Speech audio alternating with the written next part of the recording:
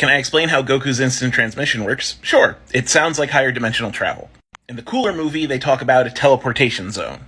He basically uses his ki to dematerialize his body, go into a teleportation zone, and then lock on to someone else's ki to figure out the place to exit.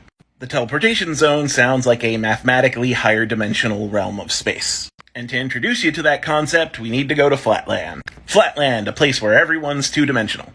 Everyone hangs out on a 2D plane and everything's normal. Then all of a sudden, a 3-dimensional person takes one of the Flatlanders, picks them up off of their 2D plane, moves them around, and puts them down somewhere else in their 2D plane. To everyone else, it would look like that person disappeared and reappeared somewhere else. Sounds a lot like instant transmission. Now, when you mathematically map a higher dimensional space, there's nothing that says it has to be mapped 1-to-1 in every dimension. Like again, let's look at a 2-dimensional metaphor.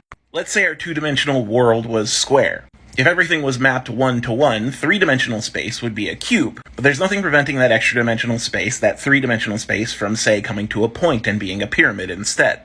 If you were moving around toward the point of that pyramid, you could move relatively small distances that equated to very large distances at the base, at the square. In fact, your extra-dimensional space could be weird and curvy and warped even. It doesn't have to conform to any shape. So yeah, Goku uses his ki to dematerialize his body, rematerialize in the teleportation zone, travel some distance, and then pop back out in reality. It's not actually instant, even though it's called instant.